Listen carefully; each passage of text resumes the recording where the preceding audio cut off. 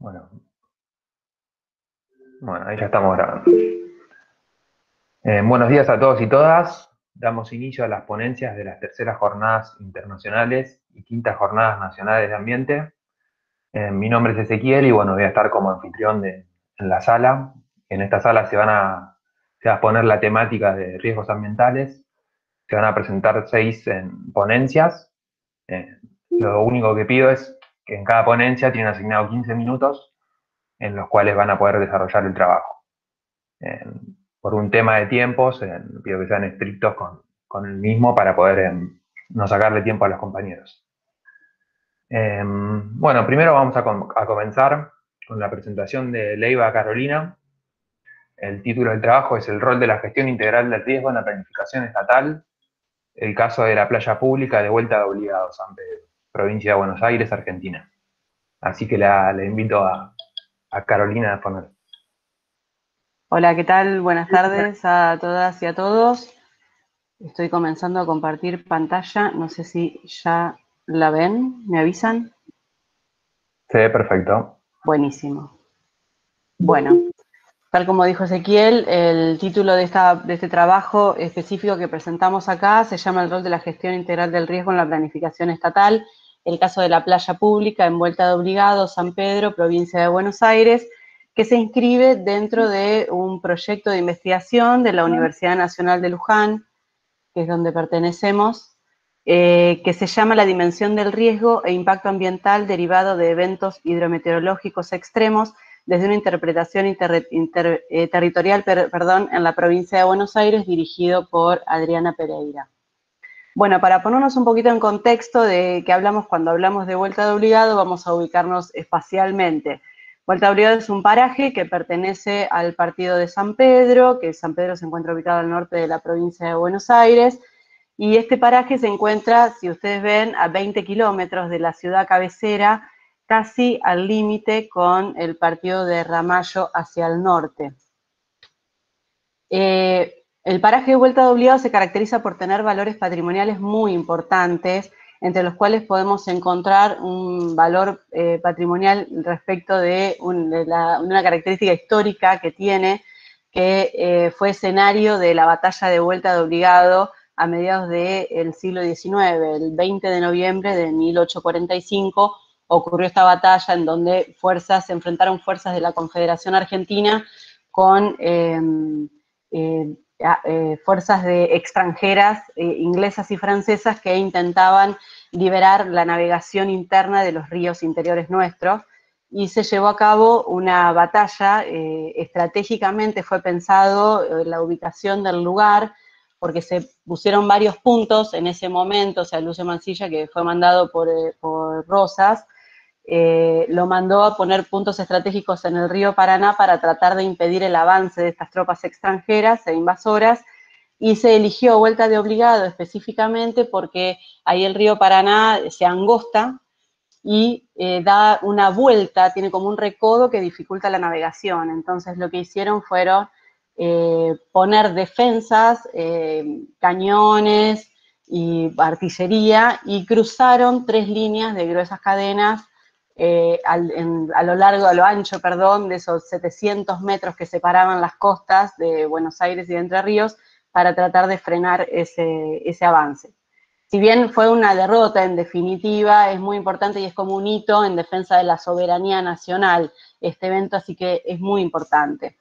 También tiene valores naturales. Dentro de lo que fue el sitio histórico, hoy hay una reserva natural e histórica que preserva las condiciones naturales e históricas del lugar. El sitio, ahí confluyen 13 ecorregiones, en donde es muy importante la biodiversidad que podemos ver presente en esa región.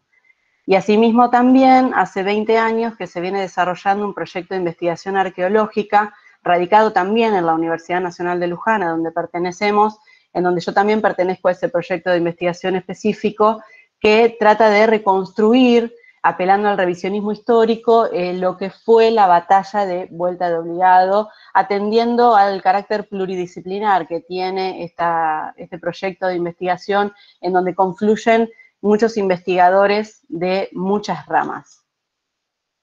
Bueno, para ubicarnos espacialmente de qué es lo que venimos a presentar acá, les vamos a presentar un poquito para que tengamos una idea de cómo están dispuestas y distribuidas las determinadas características y cuestiones en el territorio.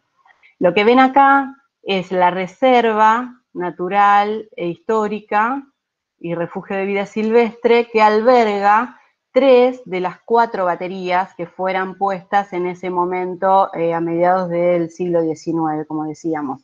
En este sector había un mogote, que ahora hay un monumento que recuerda ese mogote, desde donde el cual se cruzaron las 3 líneas de cadenas hacia la otra costa. Este sector no se encuentra como por debajo de la barranca. Todas las 3 baterías, estas 2 baterías sí se encuentran arriba de la barranca. Hay una rasante, que es la tercera, que está en la base, a la altura del río, digamos, a nivel del río, y hay una cuarta que está sobre la barranca. Entonces, todo este sector está a nivel del río, en donde se planificó, se comenzó a planificar a partir de mediados del año pasado una playa pública. Y podemos ver acá, a ver si corro esta imagen, no la puedo, bueno, no importa. Podemos ver acá las imágenes que empezó a compartir la Municipalidad de San Pedro en su momento cuando empezaron a planificar esta zona para tratar de instalar esta playa pública, en donde todo este sector verde está compuesto, está compuesto ahora en este momento, y en ese momento fue producto de una planificación de instalación de árboles, plantaciones, acá hay un sector de playa, después otro sector de recreación con canchas de vóley, de fútbol, etcétera, ¿sí?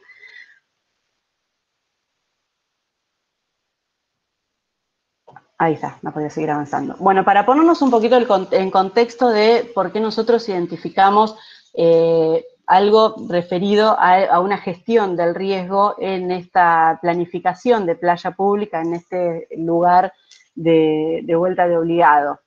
Hicimos como un raconto, gracias a la información que nos dio Elina, de la mano de Juan Borus, que siempre nos acompaña en información, pudimos establecer en este cuadro cuáles son las medias dentro de los mínimos y los máximos que se fue moviendo a la altura del río, a la altura de San Pedro, como para tener una idea de un raconto. En realidad son los últimos 50 años. Nosotros tenemos acá a partir de 1980, pero bueno, la última bajante tan extrema como se ve en la actualidad, se corresponde con la década del 70, ¿sí? A partir ya a mediados de la década del 70 y hacia la década del 80, los niveles fueron mucho más altos, oscilando en una media de 1,5 metros, 2 metros de agua, que es lo que habitualmente estamos acostumbrados a ver en ese territorio. Lo que podemos observar acá es que a partir del año 2019 y durante todo el año 2020 y lo que va de este año 2021, hay una bajada muy importante del nivel del río, muy por debajo del 1,5 metros. El año pasado tuvimos un promedio aproximadamente de 70 centímetros del agua, en donde a través de la cual, dentro de ese contexto, de esa bajante histórica y excepcional que estamos vivenciando en el río Paraná, fue planificada esa playa pública, ¿sí? Para que tengamos una idea, estas son las condiciones más normales, podemos llegar a decir, de el nivel de las aguas a la altura de vuelta de obligado, en donde podemos ver todo ese sector verde que yo les marcaba en la imagen anterior, que se encuentra cubierto por agua. Bueno, en ese momento había muelles, era la salida de los pescadores. Vuelta de obligado tiene actividades productivas muy artesanales, como la pesca artesanal, en donde ahí estaban las lanchas de los pescadores, que bueno, por este proyecto fueron trasladadas a otro lugar. Pero bueno, lo que se puede apreciar acá es que los niveles del río están mucho más altos de como lo observamos ahora en la actualidad y como estuvieron el año pasado cuando se estuvo planificando esa playa. En contraste, podemos ver imágenes de lo que fue el año pasado, podemos ver el agua retirada y todo ese espacio verde y el sector de playas y cómo se fue interviniendo por el Estado municipal para la instalación de esta playa pública, haciendo movimientos de suelos, instalando sombrillas, haciendo plantación de árboles, pusieron una parte de estacionamiento para vehículos, etcétera. Ay, perdón, me pasé. Dentro de ese contexto es importante remarcar que en paralelo, mientras se iban sucediendo todas estas acciones de intervención en el territorio para instalar esta playa pública, a principios de agosto se produjo un hallazgo fortuito muy importante dentro del marco del contexto histórico en el que se encuentra Vuelta de Obligado y dentro del marco de la investigación arqueológica. ¿Sí? Un pescador, cuando estaba atando su lancha, encontró fortuitamente unas cadenas enterradas en la playa. Eso provocó que, bueno, o sea, el equipo de investigación arqueológica fuéramos en varias oportunidades, hicimos 5 campañas desde agosto hasta noviembre, que se lograron extraer esas cadenas, que en definitiva al principio era como una investigación un tanto ciega porque no sabíamos con qué nos íbamos a encontrar, las cadenas estaban enterradas y muy fuertemente aferradas a la tierra, entonces era como dificultoso saber qué era lo que había ahí. Bueno, gracias a la ayuda de la municipalidad pudimos extraer todo ese sistema que se encontraba enterrado, que era una línea de 46 eslabones que estaban atadas a un madero y enterradas y envueltas en un material cementicio. Todos esos materiales con investigaciones preliminares, porque como las universidades están cerradas por este contexto de pandemia, se pudieron hacer estimaciones de que efectivamente corresponden a materiales que fueron fabricados en la primera mitad del siglo XIX, por ende, y por el contexto en el que se encontraron, que estaban muy cerca del mogote que sostenía esas 3 líneas de cadenas, se puede concluir que podría llegar a ser un anclaje secundario que ayudaría a sostener esas líneas que estaban cruzando el río en ese momento. Entonces, es un hallazgo muy importante. Entonces, en ese contexto, en donde durante todo ese tiempo se estuvo tratando de extraer ese sistema y de conocer qué era efectivamente, se estuvieron haciendo esos movimientos de suelos, esa intervención en el territorio para la instalación de la playa pública. Y bueno, después a principios de diciembre, el 6 de diciembre, se inauguró la playa y acá podemos apreciar algunas imágenes de cómo tanto el paraje de Vuelta Obligado, el partido de San Pedro y ciudades aledañas disfrutaron de ese lugar durante las vacaciones de verano, que también, o sea, contribuyó un poco también a este contexto pandémico en donde muy lejos no podíamos viajar, entonces la gente aprovechó de una manera muy importante todos estos espacios. Hay que remarcar que esta foto justo específicamente marca el lugar desde donde nosotros extraímos ese sistema de cadenas que pertenecieron a la batalla de Vuelta de Obligado. Y como conclusión, nosotros lo que identificamos desde el análisis de la gestión integral del riesgo es que estuvimos haciendo indagaciones tanto de legislación, obviamente nacional, provincial y municipal, y el municipio lo que hay que destacar es que no atendió a este contexto de análisis de una amenaza, que en este caso puede ser la amenaza de la crecida o la bajante del río Paraná, en un contexto de una variación muy importante del río Paraná. Entonces, es importante remarcar esto. Hay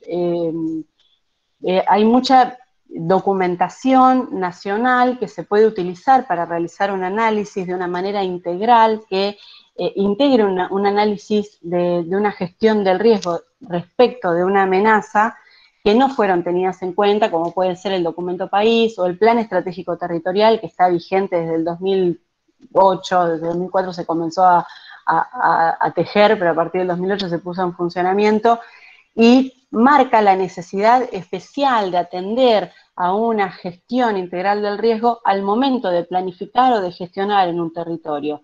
Y también tenemos la ley nacional que nombra el Sistema Nacional Sistema Nacional de Gestión Integral del Riesgo, que también es muy importante tener en cuenta en estos casos. También hay que remarcar que no hubo un estudio de impacto integral, que era lo que pedía el equipo de investigación arqueológica. Se llegó a tener o a presentar un estudio de impacto ambiental, pero por un reclamo que se hizo del OPDS, porque la municipalidad tampoco lo presentó. También fue motivo de muchas disputas, porque las organizaciones ambientalistas se negaron y se opusieron mucho a este proyecto que atentaba, porque hay una parte que pertenece al área de amortiguamiento de la reserva que fue muy intervenida, que preocupaba muchísimo a las organizaciones ambientalistas, y también hay que remarcar que es una planificación que se hizo en un evento extremo de aguas muy bajas, en donde es muy probable que no se pueda sostener en el tiempo. Y también nos interesa remarcar que no se llegó a hacer Un una... minuto, Ya un minuto. terminó, gracias. No se llegó a hacer una participación pública plena, porque si bien fue consultada el pueblo, es importante destacar que el pueblo de Vuelta de Oliva es un pueblo chico de 200 habitantes y que apuesta muchísimo al desarrollo a través del turismo. Entonces, consideramos que, si bien es positiva cualquier intervención que se pueda llegar a hacer en el territorio para desarrollar de una manera, desde el turismo, puede llegar a ser, a través de estos valores que marcábamos al principio, también hay que tener en cuenta de una planificación que sea durable y que perdure en el tiempo y que realmente le sirva a la gente que habita ese paraje. Eso es todo, muchas gracias. Tenía una última filmina que no sé si la llegaron a ver, en donde agradecía, disculpen, lo saqué Buenísimo. antes. Muchas gracias a vos, Carolina, ¿eh? Muy interesante. Bueno, seguimos Gracias. con, le pasamos la palabra a Furona Anabel, que va a presentar en su trabajo de título Situación entomológica y riesgos de reinfestación con vectores de la enfermedad de Chagas en áreas libres de transmisión vectorial. Hola, buenas tardes. No sé si me escuchan bien, Sí, porque tuve un problema, me tuve que conectar desde el teléfono ahora, porque la compu se me cortaba constantemente, salía de la sala. Así que, bueno, tengo el PowerPoint en el teléfono también, por las dudas, por plan B, para presentarlo. Eh, Voy a probar. El tema es que yo no los voy a ver, así que cualquier cosa me van diciendo.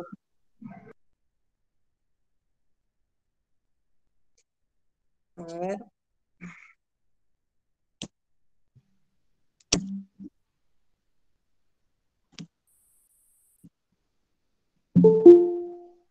¿Se está viendo algo por las dudas? sí, se ve el celular. Perfecto. ¿Se ve el PowerPoint? ¿El PowerPoint, perdón? Sí, se ve toda la pantalla del celular. Ujú. A ver ahí. Perfecto, ahí se ve el PowerPoint. ¿Se ve? Y a Sí. mí tuve que girar el teléfono para poder leer. ¿Cómo me ven a mí?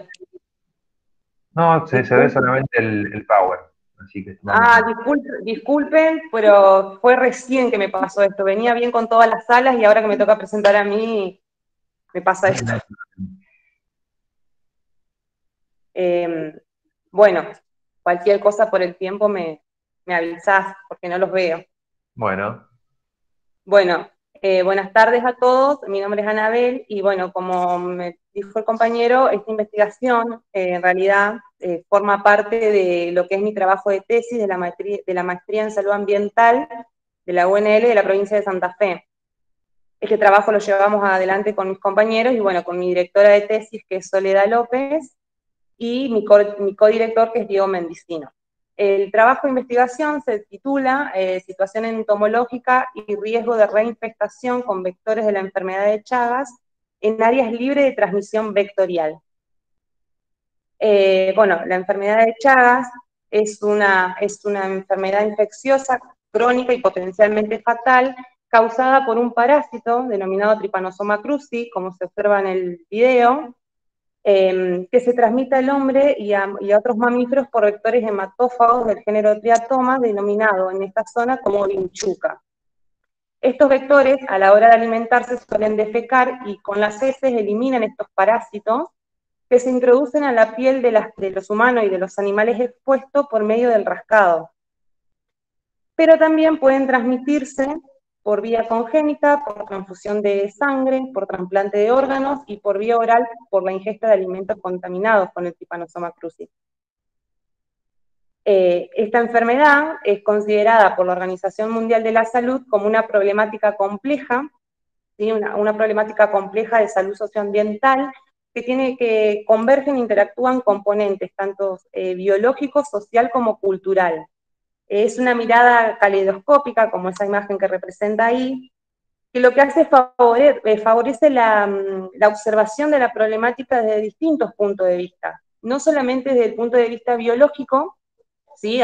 Haciendo referencia al análisis propio de lo que es el parásito, los vectores y las consecuencias de la enfermedad en sí, sino también desde un punto de vista epistemológico, para caracterizar la problemática a nivel de la población, digamos, teniendo en cuenta las prevalencias, las incidencias, los índices de infestación, también desde un punto de vista sociocultural, que se refiere a aspectos relacionados con, por ejemplo, con pautas culturales de los distintos actores involucrados, y también una dimensión político-económica que incluye cuestiones relacionadas a la gestión pública y a la toma de decisiones, tanto en lo sanitario como en la educación y al nivel legislativo. Entonces, es una problemática compleja que se tiene que tener en cuenta a la hora de investigar todos estos puntos de vista, todas estas dimensiones.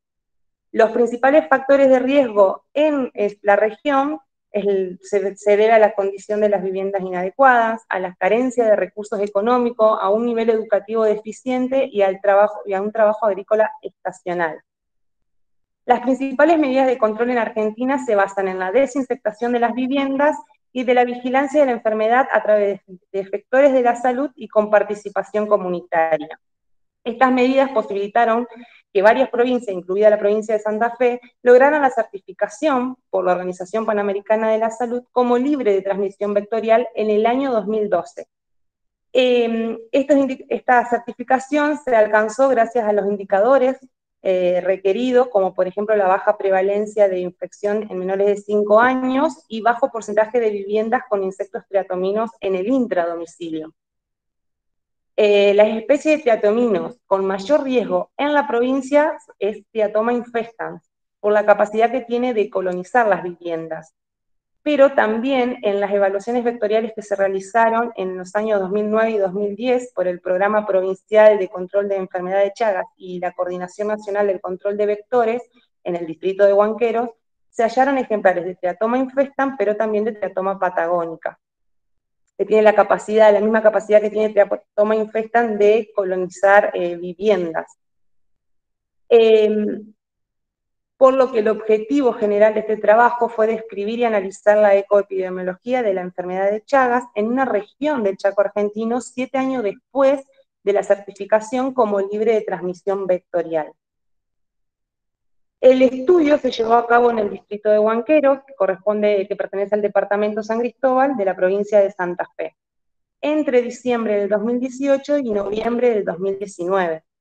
Este distrito cuenta con una población de 903 habitantes, es una localidad muy pequeña, con un área rural con viviendas dispersas, de difícil acceso a través de los caminos precarios, las viviendas de la zona rural están muy alejadas una de otras, y un área urbana con 40 manzanas y una densidad de 5 viviendas por manzanas aproximadamente, según el último censo nacional en el año 2010.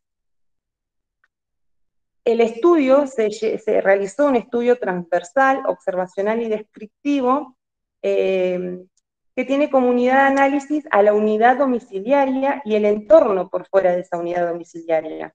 La unidad domiciliaria se consideró a la vivienda y al peridomicilio asociado desde la vivienda hasta una distancia de 5 metros.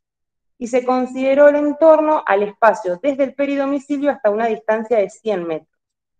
De la zona rural se evaluaron todas las unidades domiciliarias, y de la zona urbana se solicitaron los últimos registros de la Coordinación Nacional del Control de Vectores en los periodos 2013 a 2016, y se evaluaron todas las unidades domiciliarias con antecedentes de infestación por triatominos, o sea, con antecedentes positivos.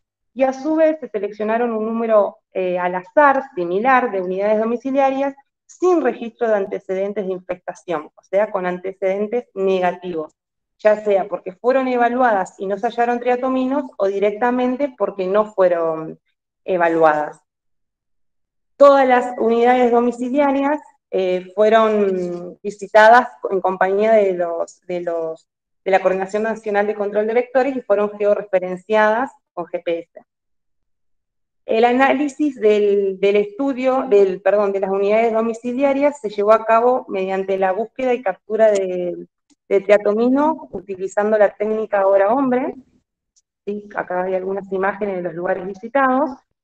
Y en el caso en el que se hallaron triatominos en el peridomicilio, se realizó la búsqueda en el interior del domicilio, obviamente con previo consentimiento de los dueños de la vivienda.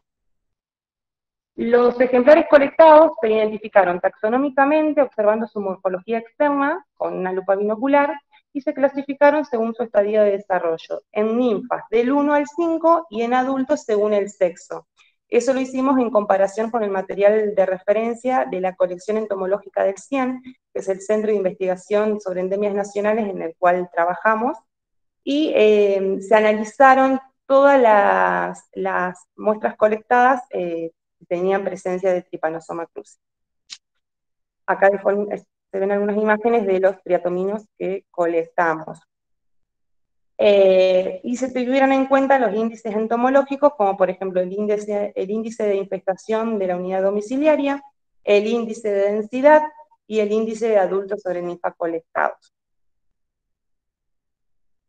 Para identificar los posibles factores de riesgo relacionados con las características de las unidades domiciliarias, se elaboró una encuesta con información obtenida mediante observación directa y preguntas a los habitantes de las viviendas. O sea, las encuestas fue realizada a un residente permanente mayores de 18 años. Y bueno, la encuesta se diseñó considerando como referencia la encuesta nacional de factores de riesgo del INDEC y bueno, y trabajos previos que analizaron factores de riesgo vinculados con las condiciones de las viviendas y la transmisión de la enfermedad. Esa sería una imagen de la encuesta realizada. Para identificar esos posibles factores de riesgo, se relacionaron con las características de las viviendas, que es en el cuadro que está a continuación. En este cuadro lo que está sintetizado porque, bueno, nosotros diseñamos un cuadro más extenso, pero solamente muestra una parte que tiene que ver con los factores de riesgo con la vivienda. Con el peridomicilio y el entorno por fuera de la unidad domiciliaria. A cada uno de estos factores de riesgo se le asignó un puntaje según los criterios utilizados en un estudio realizado por Croco en la provincia de Córdoba. Pero nosotros tomamos como referencia ese trabajo, pero hicimos modificaciones relacionadas con el tipo de material y la distancia considerada, ya que en la provincia de Córdoba las características de las viviendas por la zona en sí son diferentes a las nuestras, a las de la zona de Santa Fe. Entonces se modificaron ese tipo de material, pero el puntaje se mantuvo el mismo. La suma, una vez que se realizaron todas las encuestas y se hizo la tabulación de las mismas, se hizo la suma de esos puntos que nos permitió obtener el grado de riesgo de cada una de las unidades domiciliarias más el entorno analizado. Y a su vez, se clasificaron de tres maneras. Se clasificaron viviendas de riesgo alto, a las que presentaban puntaje de 42 a 39, de riesgo medio, a las que presentaban un puntaje entre 38 y 15, y de riesgo bajo, a las que presentaban menos de 14 puntos. Bueno, en realidad se hizo un análisis descriptivo, calculando los estadísticos básicos, o sea, proporciones para variables nominales con su intervalo de confianza. El tamaño mínimo de la muestra fue de 50 unidades domiciliarias para una población de 281 viviendas, con prevalencia de infestación del 20%, un error del 10% y un intervalo de confianza del 95%. Y se calculó el porcentaje con su respectivo intervalo de confianza para cada variable dependiente e independiente. Y bueno, y como resultado, lo que se obtuvo es que se evaluaron entomológicamente, como está resaltado en amarillo, 64 unidades domiciliarias, de las cuales 40 correspondían a la zona urbana y 24 a la zona rural. De las viviendas de zona urbana con antecedentes positivos, 2 de ellas presentaron triatominos en esta nueva evaluación. Y de las viviendas sin antecedentes positivos, 1 de ellas presentó triatomino en esta nueva evaluación. Y de las viviendas en zona rural, 3 unidades domiciliarias fueron positivas y 21 fueron negativas. Se colectaron un total de 202 triatominos, como está resaltado en verde en el cuadro, en la tabla, de los cuales 6 se hallaron en 3 viviendas de zona urbana y 196 en 3 viviendas de zona rural. De esas 196, 170 se hallaron en una sola vivienda. Esa vivienda se caracterizó porque nunca fue visitada por la Coordinación Nacional de Control de Vectores, ya que es una vivienda privada y no teníamos acceso a la misma. En esta nueva evaluación pudimos tener acceso y pudimos hacer las evaluaciones correspondientes. De esas 170 muestras colectadas, 82 correspondían a adultos y 88 a ninfas. Y bueno, y esas 82 adultos fueron 60 machos y 22 hembras. Y bueno, el índice de densidad en este caso fue de 3,16, como se ve, también se puede observar en la tabla. Quedan 2 minutos. Sí, de esos 202 triatominos, 88 fueron adultos y 114 fueron ninfas en los estadios del 1 al 5.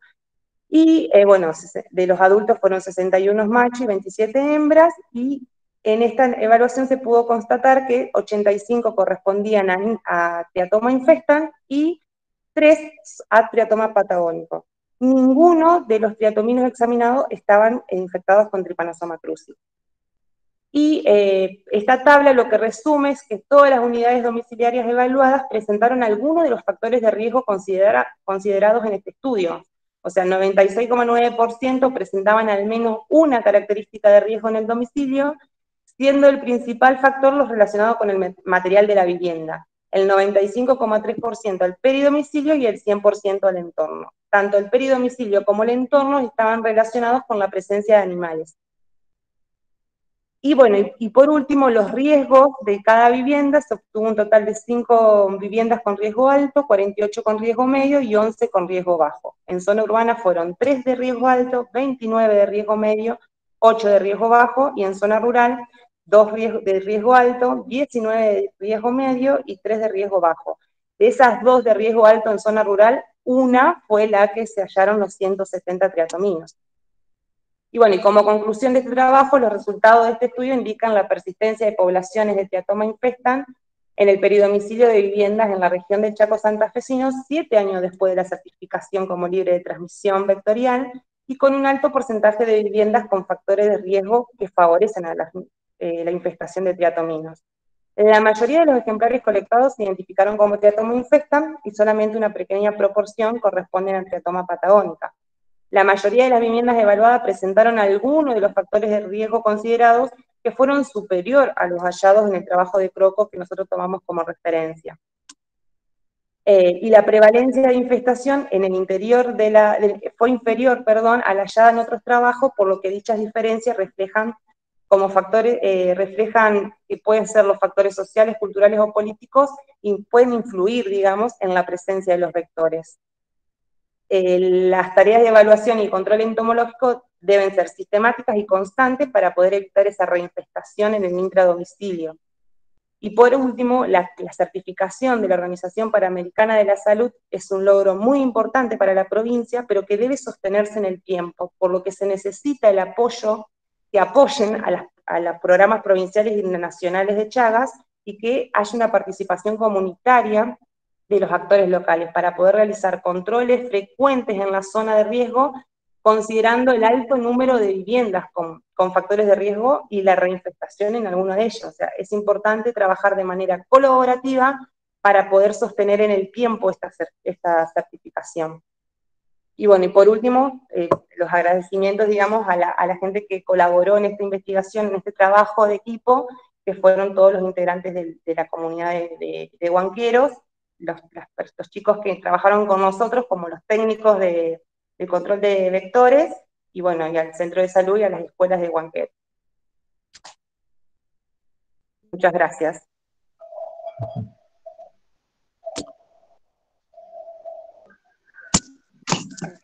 Buenísimo, muchas gracias, Anabel. Ahí está.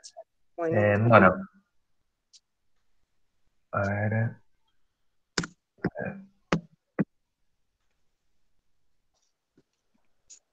para dejar de compartir. eh, Ahí está, perfecto. Bueno, ahora vamos a seguir con el trabajo de investigación de Ludmila López en los parásitos intestinales y el ambiente. Un estudio transversal descrito en una población infantil del municipio de Burlingame, Buenos Aires, Argentina. Gracias, Ezequiel. ¿Se ve la presentación? Se ve perfecto. Bueno, buenas tardes. Bueno, como dijo Ezequiel, mi nombre es Ludmila López Arias y voy a contarle en este ratito algunos de los resultados que obtuvimos de este trabajo que habla sobre los parásitos intestinales y el ambiente, que tiene como título un estudio transversal descriptivo en una población infantil del municipio de Burlingame, Buenos Aires, Argentina, que esto tiene un marco dentro de lo que es la Universidad Nacional de Burlingame, de los proyectos de investigación vinculados a la atención primaria de la salud y el territorio, específicamente el Instituto de Salud Comunitaria. Y para comenzar me gustaría hacer una breve introducción acerca de los parásitos. Y para definirlos podemos decir que un parásito es un organismo que vive a expensas de otro al cual denominamos hospedador y que en ese vínculo que se establece el parásito puede ocasionarle algún tipo de daño al hospedador, ¿sí? En general se clasifican en dos grandes grupos: aquellos que se van a ubicar o alojar del lado externo al hospedador, denominados ectoparásitos, y aquellos que se van a alojar del lado interno, sean cavidades o tejidos, que denominamos endoparásitos.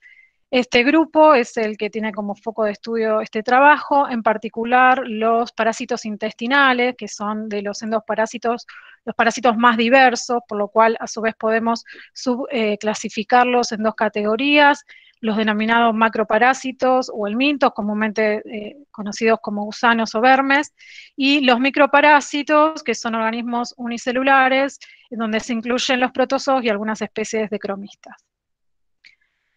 Dada la ubicación, ¿no?, de estos parásitos, su transmisión va a estar vinculada a una vía que se denomina fecal-oral, es decir, que al alojarse en la última porción del tubo digestivo, las estructuras parasitarias serán excretadas junto con la materia fecal. Aquí, si la eliminación de estos desechos no son adecuados, pueden alcanzar a contaminar el ambiente, ¿sí? Esa materia fecal infectiva puede contaminar cursos de agua, suelos, ¿sí?, y alcanzando también plantaciones, alimentos. El ciclo se completa, digamos, el ciclo de infección del parásito o la adquisición de, digamos, de la infección es a través de, luego de la ingesta de estas estructuras infectivas, por medio, ya les digo, de estos recursos, o también a través de fomites y de llevarse la mano a la boca, en fin. Estas estructuras entonces ingresarán al hospedador y otra vez completarán el ciclo cuando desenquisten, en el caso de los protozoos, las células vegetativas, o en el caso de los helmintos, eclosionen las larvas de los huevos que uno ingiere a nivel de, entonces, de la última porción del tubo digestivo, colonizando e invadiendo. Si bien este es un ciclo general para los parásitos intestinales, se conoce que hay vías más probables para cada uno de los dos grupos, ¿sí? Los protozoos, o en general los organismos unicelulares, se transmiten mediante el consumo de agua o alimentos contaminados, hasta incluso también el uso de agua recreativa, ¿sí?, recreacional contaminada. En el caso de los helmintos, están más asociados a fomites o al suelo. En el caso de los helmintos que se denominan geohelmintos, estos en particular están asociados al suelo, dado que una vez que los huevos, sí, que son eliminados junto con la materia fecal, alcanzan el ambiente, estos deben permanecer un tiempo para que el huevo, que no está larvado, ¿sí?, se convierta en larva, madure y se vuelva infectivo para el hospedador. Es decir, que este ciclo es un ciclo que si bien es directo, ¿sí?, presenta una complejidad que hace que, digamos, la permanencia en el ambiente, la transmisión y la permanencia de estas enfermedades en una población en el ambiente va a estar determinada por varios factores que pueden ser biológicos, ecológicos y hasta incluso, ¿no?, digamos, comportamentales de estos hospedadores. Si bien cualquier individuo, digamos, es susceptible de adquirir una de estas enfermedades, de estas parasitosis, las poblaciones infantiles son las que presentan mayores riesgos, dado sus comportamientos, ¿no? Típicos de jugar en el suelo, gatear, llevarse la mano en la boca, a la boca, y digamos, el impacto que tiene sobre la salud las parasitosis es muy variada, es decir, yo les estoy hablando de un grupo, como mencioné al inicio, muy diverso, entonces cada uno es un agente etiológico de una parasitosis específica, la cual tendrá su sintomatología asociada, pero hay ciertas sintomatologías que, como listé acá al costado, están relacionadas con esta enfermedad, pero a su vez también puede ocurrir que los niños estén parasitados de manera asintomática, ¿sí? O sea que puede haber un efecto de estar infectados sin sintomatología o también cuadros bastante agudos. Pero en general se conoce que a estas enfermedades, con el transcurso del tiempo o parasitosis recurrentes en los niños, que puede ser de forma crónica, pueden llevar a un retraso en el crecimiento y el desarrollo cognitivo. Por lo que nosotros entonces nos propusimos como objetivo estudiar la situación sanitaria de las parasitosis intestinales en una población infantil del municipio de Hurlingham, identificando además factores de riesgo asociados con el fin de contribuir al diseño de estrategias de control y prevención local. Entonces, el área de estudio fue el municipio de Hurlingham, donde se localiza nuestra universidad. Se ubica este municipio al noroeste de la provincia de Buenos Aires, forma parte de la región metropolitana de Buenos Aires, y a su vez este municipio se encuentra conformado por 3 localidades, William Morris, Villa Tesey y también la localidad homónima del municipio, Hurlingham. En el 2019 conformamos una red de diagnóstico entre la universidad y el centro de salud local, en la cual participaron 5 centros de atención primaria para la salud, 3 de los cuales se ubicaban en la localidad de William Morris y 2 en la localidad de Villa Tesey. Esta distribución o la participación puntuales de estos CAPS tenía el objetivo de poder, digamos, acceder a la población más vulnerable que reside en la periferia del municipio. ¿De qué forma trabajamos? Bueno, en cada centro participante y en cada CAPS lo que se hizo fue entregar el material, instruir al paciente, es decir, que cada CAPS tuvo un agente de salud asignado para hacer estas tareas, en donde luego remitían las muestras. Y además se hacía una encuesta socioambiental y sociolaboral a cada uno de estos niños y niñas que fueron evaluados, y mensualmente nosotros retirábamos ese material, hacemos el procesamiento y el diagnóstico en la universidad y devolvíamos esos resultados para que los casos positivos puedan ser tratados, ¿sí? A través del pediatra. En cuanto a los resultados, finalmente pudimos evaluar 127 niños y niñas entre 0 y 12 años en este mapa o esquema de mapa. Les muestro que cada uno de estos puntos verdes es la ubicación, la residencia de uno de los niños evaluados o niñas, ¿sí?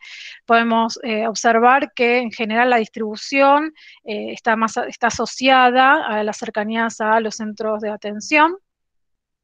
Y además nos interesó ver, digamos, cómo era la distribución por localidad, lo cual hace que, digamos, de ahora en más empiece a discernir en cuanto a las poblaciones, si bien son muy heterogéneas en cuanto a cantidad y número, pero queríamos ver un poco el perfil de lo que sucedía en cada una de las localidades, para lo cual también hicimos una categorización por rangos de edades, entre 0 y 3, 4 y 7 y 8 y 12 años, y observamos un perfil similar en las 3 localidades, siendo, digamos, el rango de 8 a 12 la de menor proporción, ¿no?, en la participación del estudio. En cuanto al diagnóstico parasitológico, que se realizó a partir de muestras seriadas y de una toma de la región perianal, se determinó que de estos 127 niños, el 58,2% estaba infectado con al menos una especie, ¿sí?, de parásito. Lo que encontramos fue notoriamente un gran porcentaje, ¿sí?, una mayor frecuencia de organismos unicelulares, digamos, confrontándolo con lo que fueron los helmintos, y además una gran diversidad, o sea, encontramos, fíjense, la cantidad de especies versus la cantidad de especies que representa el caso de los helmintos. Las especies más frecuentes encontradas fueron Blastocystis, Giardia y Cryptosporidium, mientras que en el caso de los helmintos lo más frecuente fue encontrar Enterobius vermicularis, oxiuros, que son típicamente muy presentes en la población infantil, y encontramos una sola muestra de Ascaris lumbricoides, que es un geohelminto. Cuando vemos los resultados por localidad, podemos observar que la mayor prevalencia de niños con parasitosis lo tuvo, William Morris, ¿sí? Y luego al ver también al discriminar por tipo de parásitos, vemos que para las 3 localidades la mayor frecuencia sigue siendo los parásitos unicelulares, y en este esquema les muestro el perfil de diversidad de especies encontrada en cada una de las localidades, lo cual respeta un poco, digamos, la frecuencia de los hallazgos, exceptuado por algunas especies poco frecuentes en el caso de los protozoos que se hallaron en William Morris, y la única muestra que nosotros obtuvimos o hallamos en esta población estudiada del geohelminto provenía de un niño de Villa Tesey. Cuando analizamos los factores de riesgo a través de las encuestas, yo solamente les voy a comentar lo que tiene más vinculación con el ambiente, ya que se relevaron otros datos, pero en cuanto a las características del domicilio de estos niños y niñas, pudimos notar que el acceso a la red pública, ¿sí?, a cloacas, era muy baja, ¿sí?, principalmente la menor proporción de cloacas o acceso a ellas presentaba William Morris, y en particular cuando hicimos el análisis de las variables en relación a la presencia de parásitos, observamos que el uso de pozos ciegos se asoció significativamente a la presencia de parásitos en la población estudiada. Y en cuanto al tipo de agua que utilizan de bebida, sí, vemos que también en William Morris hay un bajo acceso, ¿sí?, reportado en esta población, de acceso a la red pública de agua potable, consumiendo agua de pozo o, digamos, recurriendo a otros tipos de orígenes de agua de bebida. Y en cuanto a las características del peridomicilio, el 59,1% declara vivir cerca de un curso de agua, en particular, digamos, por la geografía que presenta el municipio. El municipio presenta 2 límites naturales, uno que es el río Reconquista y otro que es el arroyo Morón, ¿sí? Y también presenta un curso de agua de sur a norte, que es uno de los brazos del Reconquista, que es el arroyo Soto. 3 de estos 3 recursos de agua hay evidencias de contaminación. Y digamos, lo más alarmante al hacer esta encuesta fue que no solo la cercanía a estos cursos de aguas que presentan contaminación, sino que también los niños lo utilizan con fines recreativos, y el 6,7% declara utilizarlos con esos fines. También, perfecto.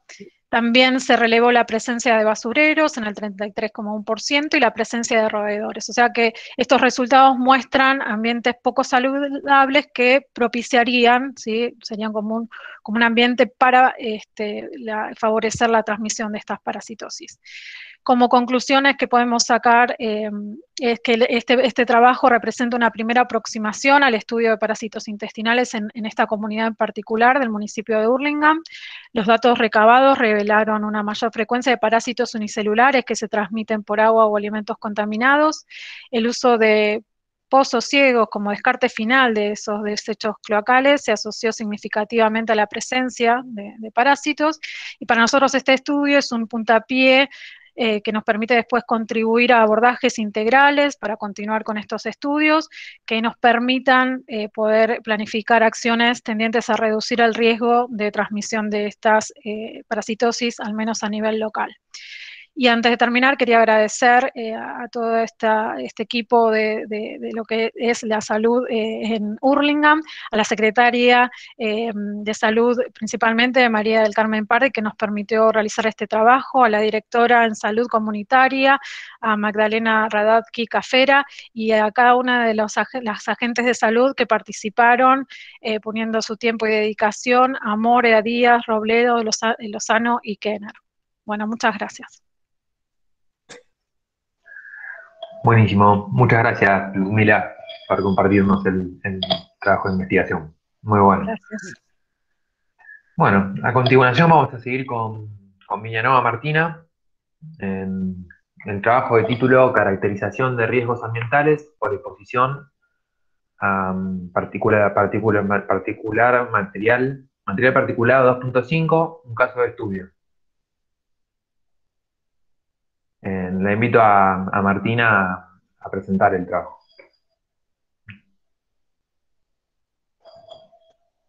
Claro.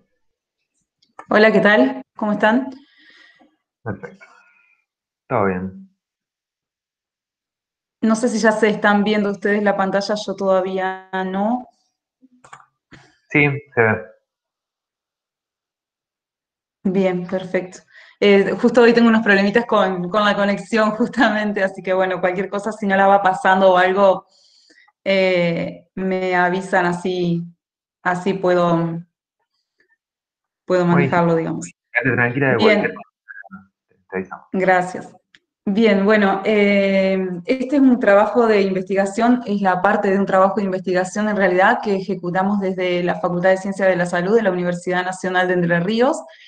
Bueno, el trabajo se denomina Caracterización de Riesgo Ambiental por exposición a PM2.5, a material particulado, en un caso de estudio en la ciudad de Villa Elisa de la provincia de Entre Ríos. En un principio mostrarles nada más el área de trabajo donde se realizó este proyecto. O sea, esta es la ciudad de Villa Elisa, por si no la conocen, una ciudad de la provincia de Entre Ríos que está en el departamento Colón, está ubicada. Es una ciudad bastante pequeña, es de aproximadamente 10.000 habitantes la población. Todavía no pasó diapositiva. Fíjate que quedó, parece que a la izquierda donde dice 2, tenés que presionar ahí para que... A ver, un segundito. Sí.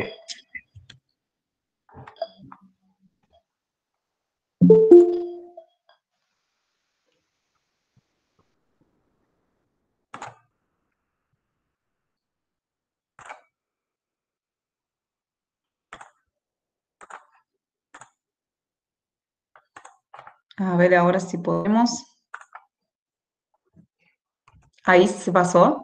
Ahí pasó la segunda, buenísimo. Bien, discúlpenme todos los problemas. Bien, como les decía, entonces este es el área de estudio donde nosotros realizamos el trabajo. Si pueden ver ahí, son 4 zonas de estudio las que utilizamos para hacer un relevamiento de material particulado, ¿no? Para hacer luego la caracterización del riesgo por exposición a material particulado, entonces. La ciudad está compuesta por 2 avenidas principales, que sería Avenida Urquiza, Avenida Mitre, y esas 2 avenidas principales en el centro tienen una intersección, digamos, con una rotonda. Entonces nosotros lo que hicimos fue hacer los monitoreos estableciendo 4 zonas diferentes, ¿no? La zona 1 en este caso es la zona que sería como el ingreso a la ciudad de Villa Elisa. La zona 2 y la zona 3 son zonas que se caracterizan por ser como áreas residenciales, y la zona 4 es una zona es una zona más comercial, llamémosle, dentro de la localidad. Bien, nosotros para ejecutar este trabajo lo que buscamos en primera instancia fue determinar el peor escenario de exposición a material particulado, ¿no? Nosotros para definir el peor escenario lo que hicimos fue realizar un relevamiento testigo. Este relevamiento testigo se realizó durante 3 semanas consecutivas y en días alternados durante el mes de diciembre del año 2019. Y bueno, el relevamiento fue hecho en 3 momentos, en 3 momentos diferentes del día, en los horarios que tienen acá en la presentación.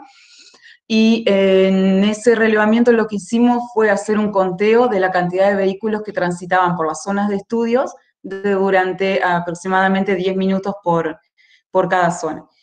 Nosotros con eso pudimos después en gabinete procesar esa información y definir en qué momento del día había mayor cantidad de tránsito vehicular. ¿Por qué el tránsito vehicular? Porque generalmente el material particulado en PM2.5, que es la fracción respirable, está vinculada a las emisiones de fuentes móviles y por lo tanto nosotros queríamos evaluar el impacto, digamos, del tránsito sobre estas zonas de estudio, ¿no? Bien, lo que fue el relevamiento de calidad de aire se realizó con un equipo de medición portátil, es un equipo con el cual se encuentra obviamente calibrado como tiene que ser, y nosotros lo programamos para que haga los relevamientos y registros automáticos a cada 10 segundos de medición. El relevamiento se realizó en un total de 22 mediciones durante los meses de enero y febrero, también durante días hábiles, durante días alternados, bueno, en el año 2020. El relevamiento se realizó en las principales avenidas, entonces, de la ciudad de Villa Elisa, en las 4 zonas que habíamos delimitado hoy. ¿Y por qué lo hicimos en esas 4 zonas? Porque en realidad el trasfondo de este trabajo es llegar a hacer la caracterización del riesgo por exposición a material particulado de las personas que realizan actividades físicas. Estas avenidas que están en el centro de la ciudad son las que la población usa con muchísima frecuencia para realizar actividades físicas como hacer caminatas o trote. Entonces era evaluar, digamos, ese tipo de exposición. Una vez que nosotros propusimos en la metodología realizar, primero entonces definir el peor escenario, que fue mediante el relevamiento, ¿no? Después hacer las mediciones de calidad de aire, y después de hacer las mediciones de calidad de aire, una vez que nosotros teníamos los resultados de las mediciones, lo que continuaba era hacer una caracterización del riesgo, que esta caracterización se basa en la metodología de la evaluación de riesgo ambiental de la Agencia Ambiental de Estados Unidos, donde se busca determinar el coeficiente de peligro en base a la concentración de referencia del material que se vaya a evaluar, ¿no? En este caso lo hicimos solamente para material particulado, pero puede llegar a ser para cualquier tipo de agente. Y por otro lado, considerando la concentración que nosotros habíamos medido en el área de estudio. Bien. Como resultados, nosotros, bueno, acá en realidad les resumí los resultados de lo que fue el relevamiento del censo testigo y por otro lado el resumen estadístico de las mediciones que realizamos. En una primera instancia, en las primeras 3 semanas durante el mes de diciembre, que hicimos la determinación del peor escenario de exposición, hicimos entonces el conteo de vehículos. En ese tiempo se pudo observar que la hora donde había mayor cantidad de tránsito vehicular en las zonas de estudio fue en el momento C, que le denominamos nosotros el día, que es aproximadamente entre las 18:30 y las 19:30 horas. Una vez conocido eso, nosotros nos daba lugar, digamos, a poder ejecutar el relevamiento de calidad de aire y las mediciones, a ejecutarlas en ese horario, ¿no? Que son las que establece el peor escenario. Se hicieron las 22 mediciones. Y por ahí una cuestión que no les comenté antes, es que el porqué de que fue en diciembre, enero, febrero. Lo hicimos en ese tiempo porque necesitábamos mantener la estacionalidad, o sea, en las localidades chicas, como es Villa Elisa, la dinámica de la población cambia mucho con la estacionalidad, ¿no? O sea, es como que las actividades se hacen en otros momentos del día y eso puede llegar a impactar sobre la cantidad de vehículos que transitaban en las zonas y estas cuestiones. Por eso es que lo delimitamos a ese tiempo. Bueno, una vez que hicimos las mediciones de calidad de aire, entonces, obtuvimos los registros después lo que hicimos fue unificarlos por zona, o sea, los 22 registros que tuvimos para cada zona se unificaron y se realizó una estadística descriptiva, llamémosle, de estas mediciones de material particulado, y de eso obtuvimos el mínimo, el máximo, la media, la varianza y la desviación estándar, ¿no? Bueno, a partir del reconocimiento entonces de las concentraciones que teníamos de material particulado, lo que hicimos fue recurrir a los niveles guía. ¿Por qué? Porque si se acuerdan del coeficiente de peligro, de la caracterización del riesgo, lo que tenemos que hacer es comparar, llamémosle, nuestra concentración obtenida con los niveles guía de referencia, ¿no? Para determinar el coeficiente de peligro. En este caso lo que usamos como niveles guía son el dato de la OMS, de la Organización Mundial de la Salud, para exposición por PM2.5, y compararlo con nuestra concentración de referencia. La concentración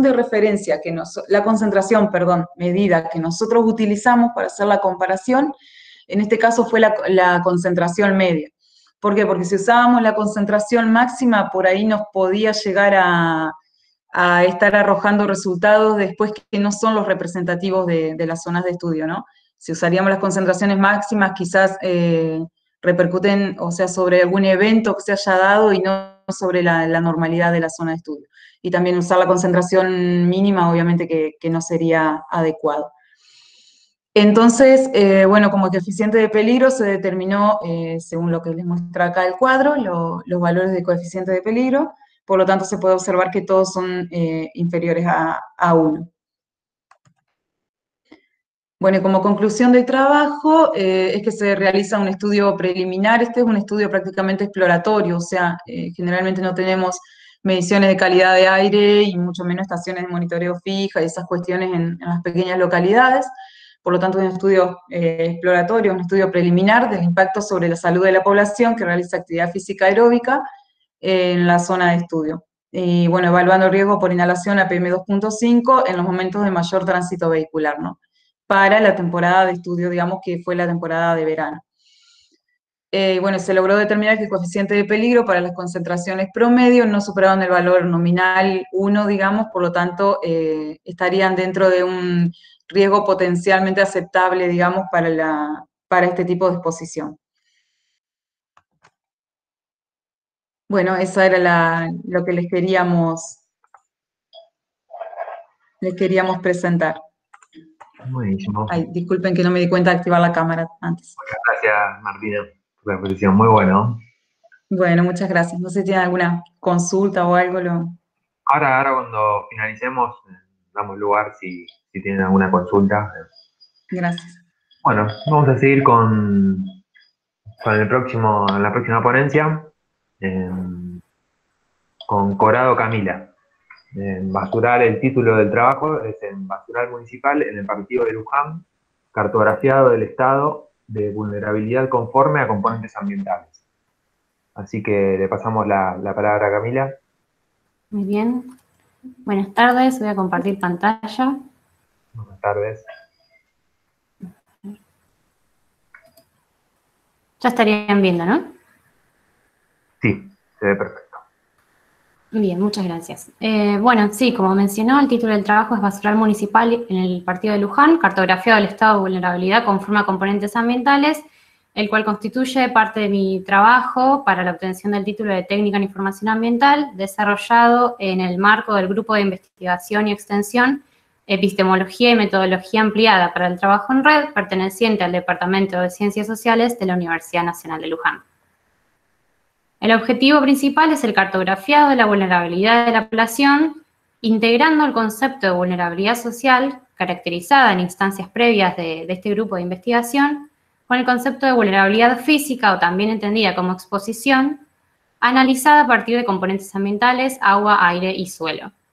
Para ello, básicamente, la tarea se dividió en 3 etapas: la revisión del marco conceptual para la evaluación del riesgo por presencia de basurales, la caracterización del medio físico del área de estudio a partir de fuentes secundarias y la obtención de las consideraciones expresadas cartográficamente, destacando un área de influencia de mayor exposición. Bien, como les decía, este proyecto se titula Gestión del Riesgo Ambiental Local en el marco de este grupo de investigación dirigido por Nelia da Costa Pereira y María Cecilia Poggi del Departamento de Ciencias Sociales de la Universidad Nacional de Luján, que desde el año 2008 se desarrolla vinculándose con miembros de la sociedad civil, el sector privado y gubernamental en los municipios de Luján, también de Rodríguez, Moreno, Pilar y Mercedes, con una agenda con el objetivo de lograr la gestión asociada del territorio, elaborando planes estratégicos, agendas en las que se relevan los problemas ambientales percibidos por estos actores y se caracterizan de acuerdo a la importancia, la capacidad de gestión y la prioridad. A partir de estas técnicas de diálogo grupal, se obtienen diversos instrumentos, entre ellos mapas de riesgo, Y los problemas ambientales detectados incluyen la falta de la gestión integral de residuos sólidos urbanos, teniendo como uno de sus componentes la generación de basurales a cielo abierto. Ahora, la concepción de los basurales desde la teoría social del riesgo, que es en la cual se enmarca este proyecto, presenta algunas dificultades o cuestionamientos a la bibliografía existente. Entonces, la teoría social del riesgo, basándonos en los aportes de Claudia Nathanson, se entiende a partir de 4 dimensiones: la amenaza, o sea, el fenómeno capaz de generar un daño; la vulnerabilidad, entendida como todas las condiciones preexistentes a esa amenaza; la exposición, que en algunos estudios es considerada como una dimensión de la vulnerabilidad, llamada vulnerabilidad física, pero que en estudios más recientes empieza a tomar independencia como variable; y una variable un tanto menos estudiada, que es la incertidumbre, entendida como las limitaciones en el estado de conocimiento técnico, así como también incertidumbres institucionales, normativas. Entonces, en este contexto, en este marco conceptual, los basurales entran en conflicto en este sentido. La tradición metodológica suele centrarse en fenómenos con manifestaciones de tipo eventual, como terremotos, inundaciones, mientras que los basurales son considerados como una característica del área de estudio que puede agravar estas amenazas. Sin embargo, hay estudios o avances conceptuales que definen a los basurales como amenazas antrópico-contaminantes y tienen la particularidad de ser un proceso continuo de degradación, un desastre continuo en el tiempo o una catástrofe crónica o cotidiana. Entonces, teniendo en cuenta esta permanencia o persistencia del fenómeno, entra en conflicto o presenta dificultades para caracterizarlo bajo las variables típicas de estudio de las amenazas, que son el locus o su ubicación, la magnitud, intensidad o severidad de sus efectos y la probabilidad de ocurrencia. Entonces, ¿cuán probable que ocurra un fenómeno que está permanentemente sucediendo? Es como una contradicción conceptual y metodológica. Entonces, la pregunta disparadora de este trabajo es, bueno, si no se puede estudiar su probabilidad porque está permanentemente sucediendo, ¿desde dónde se lo puede abordar? Y aquí surge la concepción de los componentes ambientales, agua, aire y suelo, como una característica más de la exposición. La vulnerabilidad física o exposición, tradicionalmente desde esta teoría social del riesgo, es entendida como el uso del suelo, la distribución de la población y bienes afectables, la calidad de la construcción, y no tanto teniendo en cuenta estos elementos del medio físico. Sin embargo, si los entendemos como características intrínsecas del medio, a partir del cual una población va a entrar en contacto o no con una amenaza, cobra sentido que incorporemos esta variable a la concepción de la exposición. Entonces, rápidamente vamos a pasar por este modelo conceptual que se propone, en el que la amenaza principal es el basural, de la cual se derivan amenazas secundarias. En este trabajo nos centramos en el lixiviado, gases y partículas y olores, que determinarían la pata de la magnitud de la amenaza, y la pata de la probabilidad de ocurrencia estaría interpretada en términos de exposición de estos componentes ambientales, suelo, agua y aire, y que juntos caracterizarían el riesgo, sin olvidarnos, por supuesto, de la vulnerabilidad social, es decir, las condiciones socioeconómicas de la población.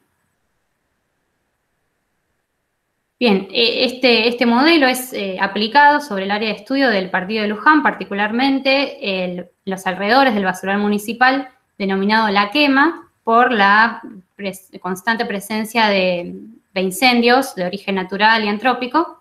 Se calcula que actualmente recibe unas 150 toneladas, el informe oficial habla de 89, las estimaciones más actuales ya hablan de 150, y se encuentra a 1 kilómetro de la zona urbana y posee barrios en sus inmediaciones. Bien, como mapa base, en instancias anteriores del grupo de investigación, contamos con este mapa de vulnerabilidad social y de localización de basurales municipales. Del basural municipal y otros pequeños basurales o microbasurales, mejor dicho. Este mapa de vulnerabilidad social fue elaborado en base a un índice con variables socioeconómicas, como ven en pantalla, Y es sobre este mapa que se va a superponer, digamos, la caracterización de los componentes ambientales. ¿Se escucha? Sí. Ah, escuchaba mucho silencio, por las dudas quería chequear. Bien, entonces, para la caracterización de los componentes ambientales, aire, agua y suelo, se contó con diversas fuentes secundarias.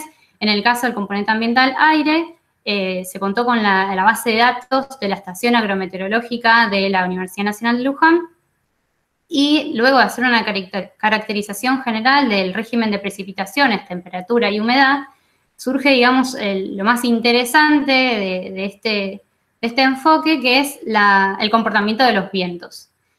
Luego de observar las estadísticas, se observa una alta frecuencia de calmas y vientos leves del norte, noreste y este, que generan una constante afectación, pero de los barrios inmediatamente al suroeste del basural, que son denominados como barrios de Los Santos, que conviven con el humo de esta quema que les comentaba anteriormente, que se genera de manera constante.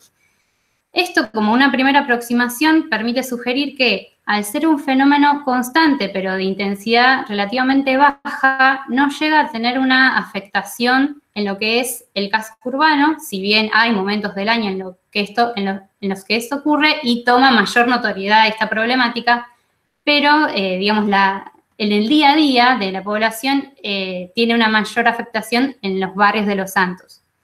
Al mismo tiempo, se encuentra el fenómeno de la inversión térmica, que genera una concentración por la noche y las primeras horas de la mañana, cuando las capas cercanas al suelo aún no se han calentado y los contaminantes se quedan concentrados en esta zona cercana y se encuentran los trabajadores ya en el basural y conviviendo con este humo, sin mencionar los accidentes derivados por la ruta que se encuentra inmediatamente junto al basural y las afectaciones respiratorias y de otro tipo que tienen los vecinos de estos barrios. En cuanto al componente ambiental del agua, lo más destacable es la existencia de cavas antes utilizadas para depositar efluentes industriales, en las cuales se observa un afloramiento de napas en las cercanías al basural, como vemos en el mapa de la izquierda, destacados en círculos rojos, lo cual sugiere una existencia de contacto entre los residuos y las aguas subterráneas. En cuanto a los cursos de agua, inmediatamente a pocos metros se encuentra el arroyo Laras, que fluye hacia el sureste, desembocando en el río Luján, y se caracteriza el régimen de cursos de agua junto con las características de las aguas subterráneas por una predominancia de un régimen de infiltración, por la alta presencia de precipitaciones que vimos anteriormente y por las características de poca pendiente. Al mismo tiempo, analizando las variables socioeconómicas, destacamos que en el partido de Luján un 50% de la población bebe y cocina sin agua de red, lo cual es mayor aún en las inmediaciones del basural, como vemos en los colores verdes más intensos. En cuanto al componente ambiental del suelo, por sus características geomorfológicas, se observa un alto porcentaje de arcillas que facilitan la retención de contaminantes. Esto sería una característica buena o que disminuiría la probabilidad de exposición de este componente a la amenaza. Pero, sin embargo, la escasa pendiente y, como decía, la importancia del fenómeno de infiltración incrementan la vulnerabilidad de estos últimos, disminuyendo la capacidad de depuración. Al mismo tiempo, se destacaron las curvas de nivel a 20 y 30 metros en un intento de establecer un área más acotada de exposición. Finalmente, teniendo en cuenta estos tres componentes que les comentaba, agua, aire y suelo, se grafica el basural municipal, un buffer tentativo de deriva del humo de la quema de 10 kilómetros cuadrados, ya les digo, tentativo, que serviría como un aporte para establecer mayores investigaciones futuras, el flujo de las aguas superficiales en dirección del arroyo Laras que desemboca en el río Luján y las curvas de nivel que les mencionaba anteriormente. Estos elementos se superponen en el mapa de vulnerabilidad ampliada anteriormente mostrado, y se añaden algunos elementos o instalaciones críticas que tienen que ver con presencia de establecimientos educativos, hospitales, CAPS, y comedores, centros culturales. Al mismo tiempo se delimitaron los barrios que les mencionaba, estos barrios de los Santos, y clubes privados. Quedan 2 minutos. Bárbaro, ya terminamos. Entonces, como conclusión, se abordó la gestión del basural a cielo abierto del partido de Luján desde la teoría social del riesgo, se hallaron desafíos conceptuales y metodológicos, para lo cual se elaboró una propuesta que concibe la exposición como una relación territorial de la población con el medio que habita, comprendiendo las condiciones inherentes de los componentes ambientales como la probabilidad de ser vulnerables frente a una amenaza.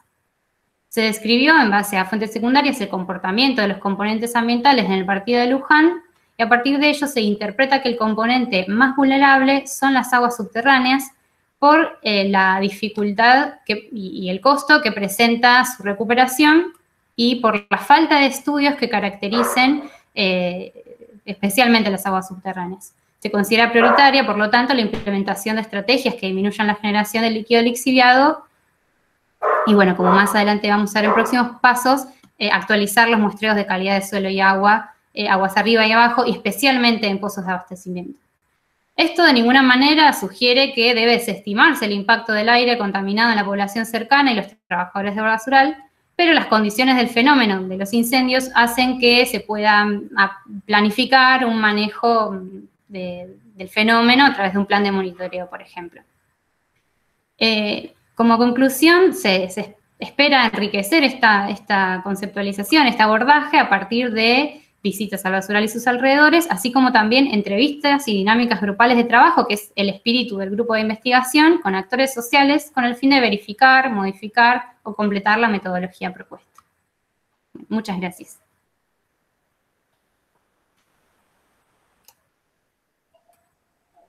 Buenísimo, muchas gracias Camila por la presentación. Bueno, vamos a seguir con la última presentación. Rizzo, Julián, Gabriel, el de título, el trabajo de investigación se llama Situación de la calidad de suelos en el partido de Avellaneda y su implicancia en riesgos a la salud por partículas resuspendidas. Así que le paso la palabra a Julián. ¿Qué tal? ¿Cómo les va? ¿Todo bien? ¿Se escucha bien? Perfecto. Perfecto. Bueno, ahí comparto pantalla.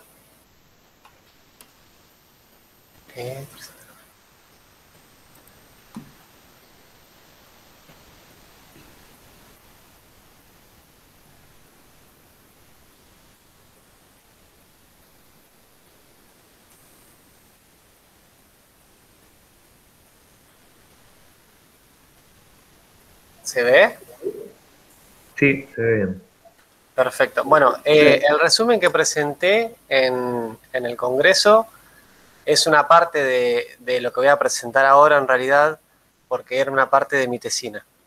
Ahora lo que voy a presentar es prácticamente toda la tesina entera de mi licenciatura en Ciencias Ambientales, que presenté este año. Así que el título es parecido, pero no es el mismo. Abarca un par de temas más que el resumen presentado acá en el Congreso. Es de sitios peligrosos por contaminación y riesgo a la salud en el partido de Avellaneda. Bueno, como breve introducción, el partido de Avellaneda históricamente tiene muchos problemas de contaminación, inundaciones, poblaciones expuestas a contaminantes con vulnerabilidad social, ríos contaminados, eutrofizados, con contaminación inorgánica,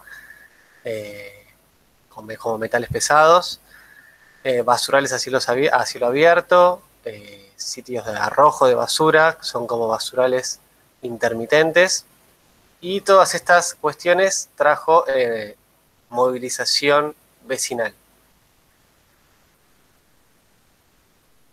Para situarnos dónde es el trabajo de investigación, el partido de Avellaneda queda en Argentina, precisamente en la provincia de Buenos Aires, es parte del AMBA. Y bueno, podemos decir, tiene 55 kilómetros cuadrados el partido, su área, 356.000 habitantes aproximadamente, un poquito más. Los objetivos de este trabajo es elaborar un listado preliminar de sitios contaminados peligrosos en el partido y evaluar los riesgos a la salud que están asociados a los metales pesados presentes en partículas atmosféricas sedimentables en el partido de Avellaneda. A partir de ese objetivo general nacen 5 objetivos específicos, que sería realizar un inventario con información técnica disponible sobre los sitios contaminados en el partido, caracterizar los sitios contaminados de acuerdo a fuentes de contaminación, tipos de contaminante y medio contaminado, ya sea agua superficial, agua subterránea, suelo, aire. También se agregan 2 factores más, que es vulnerabilidad social y transferencia de contaminantes por inundaciones. Reconocer áreas del partido carente de información técnica científica y caracterizarlos de acuerdo a tipo de desarrollo urbano, residencial o industrial. Elaborar mapas con la información recolectada sobre las áreas y determinar, el último objetivo es determinar el riesgo a la salud que está asociado a concentraciones de metales pesados presentes en partículas atmosféricas sedimentables que son muestreadas en 4 sitios de un trabajo del año 2017 de mi directora, que fue un trabajo que se hizo un muestreo de partículas sedimentables dentro del área del partido, teniendo en cuenta alto tránsito automotor y cercanía a industrias. La metodología para hacer la evaluación es la propuesta por la Agencia de Protección Ambiental y USEPA. Como base, como estructura de este trabajo, nos inspiramos en la propuesta por la REPAMAR, la Organización Panamericana de la Salud, que en parte se inspira también en una metodología propuesta por la EPA, que tiene una serie de pasos a resolver. Tiene primero 2 objetivos, que es evaluar la peligrosidad de los sitios y establecer mecanismos para que organismos municipales, organismos de gestión, puedan enfocarse o puedan disponer la energía y la gestión en lugares donde es urgente o más necesario que otros, digamos, teniendo en cuenta muchas veces la falta de recursos para hacer muestreos, remediación, etc. La metodología tiene 4 pasos. Es generar un listado de sitios contaminados. Eso se hace en base a una búsqueda bibliográfica, que es lo que hice yo.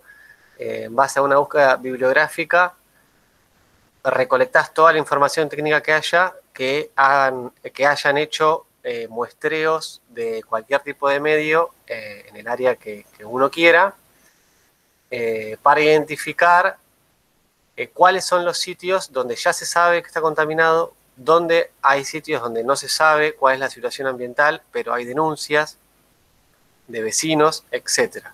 A partir de ese listado se priorizan cuáles son los sitios, según el investigador, digamos, según el criterio del investigador, cuáles son los sitios que ameriten una inspección o una profundidad de análisis, y se hace una muestra del medio que se considere. Puede ser agua, suelo, aire, lo que sea. A partir de la inspección y la recolección de datos, se hace una evaluación de riesgo, que es la etapa de la exposición, que la evaluación de riesgo, ahora se las voy a explicar cómo la hacemos. Al final de toda la metodología, si el riesgo es real, se podría proyectar una remediación del sitio. El listado preliminar de sitios se hizo a partir de buscadores científicos, Google Scholar, ResearchGate, consultas a investigadores de la universidad, a investigadores que hayan hecho también trabajos en el partido, también fueron consultados, a ver si había trabajos preliminares, digamos, que todavía no estaban publicados. En cuanto a la evaluación de riesgo, como mencioné antes, se hizo a partir de los parámetros propuestos por la EPA, que sencillamente utiliza estas 2 fórmulas. Se basa en una dosis diaria a la que está expuesta el sujeto. Se analiza para cada contaminante que uno quiera y para cada ruta de exposición, que puede ser oral e inhalatoria. O dérmica también puede ser, pero en este caso que evaluamos partículas resuspendidas solamente fue oral e inhalatoria y se analiza separadamente para niños y para adultos. Bueno, yendo directamente a los resultados, en cuanto al análisis, este diagnóstico que hicimos en el partido de Avellaneda, lo separamos por medios. Hicimos una revisión bibliográfica de trabajos científicos que hayan hecho mediciones en suelo, que hayan hecho mediciones en agua superficial y que hayan hecho mediciones en agua subterránea. Empezando por suelos, encontramos todos estos trabajos desde 1996 hasta los últimos informes del CEAMSE y de Aquino 2019, que es un compañero de la universidad, que hizo un muestreo de hidrocarburos cerca de Villa Inflamable, que es el barrio circundante al polo petroquímico de Oxud. Esta es una foto que se extrajo de un trabajo de Greenpeace de año 2013, hicieron un muestreo de un depósito de una empresa, una curtiembre, que la curtiembre la utilizaba de vertedero de residuos peligrosos. Eso a su lado es cromo. Encontraron valores de cromo 80 veces superiores a lo que establecen las normas internacionales. En cuanto a a partir de la identificación de antecedentes, desembocamos la info en mapas georreferenciados. Estos mapas se hicieron en QGIS. Estos son todos los puntos que identificamos a partir de la revisión, donde se registraron concentraciones de plomo por encima a los 150 miligramos por kilo. Este valor de referencia, que es más exigente que lo que plantea la Ley Nacional de Residuos Peligrosos, lo tomamos según un trabajo de la comunidad vasca, que propone este valor como límite de daño a la población infantil. Sin embargo, para dar un ejemplo, la legislación holandesa plantea 140 miligramos sobre kilo, que es un poco más exigente. Pero bueno, decidimos utilizar esta y en base a todos los trabajos que antes vimos, encontramos todos estos puntos donde ya se sabe que hay una concentración de plomo que es perjudicial. Por ende, hay un potencial riesgo para la población que está expuesta a esos suelos, ¿no? En cuanto a contaminantes en aguas superficiales, el partido tiene 3 cursos superficiales, que es el Matanza-Riachuelo, que es el cauce principal de la cuenca Matanza-Riachuelo, el arroyo Sarandí y el Santo Domingo. Estos dos últimos, en la mayoría de su trayecto, están intubados, exceptuando después la autopista Buenos Aires-La Plata, que están canalizados hasta llegar hasta el Río de la Plata. Todos esos trabajos que cito ahí son todos los trabajos donde se identificó, donde se hicieron muestreos de agua o sedimento y se encontraron contaminantes en los mismos. Dispusimos toda la info en mapas y salió este mapa. Estos son todos los puntos rescatados de los trabajos donde se encontró contaminación por encima de los límites establecidos por la legislación. En sedimento y en agua. En sedimento, mucha concentración de metales pesados en el Matanza-Riachuelo, mucha concentración de metales pesados en la parte de arriba del Sarandí, a la altura de la calle Heredia. Ahí el río vuelve a aflorar en un pedacito, en un par de cuadras. Ahí hay altas concentraciones de cromo, por las curtiembres, por el proceso industrial de las curtiembres principalmente. En cuanto al arroyo Santo Domingo, no hay información de sedimentos, solamente hay información de calidad de agua y se hizo un estudio de calidad biológica y está símil a un vuelco de aguas servidas. Eso es según el trabajo del CEAMSE y el Ordi et al, que también hace un trabajo en la cuenca alta del Santo Domingo. No sé si llega a ver mi cursor, que estoy señalando la parte alta, cuando se divide en dos arroyos, que es el San Francisco y Las Piedras, en el partido de Quilmes. Ahí también las concentraciones de calidad biológica de Escherichia coli y otros coliformes daban símil a un vertido cloacal crudo. Esta información se relacionó a un trabajo del INA, Instituto Nacional del Agua, hecho por Lecertúa et al. 2014, que lo que hacen es una simulación de inundaciones teniendo en cuenta las precipitaciones que se vivieron en el año 2013 en el partido en La Plata, que se llevó, creo que algo así de 50 muertos. Ellos lo que hicieron fue hacer un simulacro de inundación mediante unos software de qué pasaría en otro tipo de cuencas, y lo hicieron en la cuenca Sarandí-Santo Domingo. Y les dio como resultado estas zonas que, como vemos, hay distintas tonalidades desde el amarillo hasta el rojo.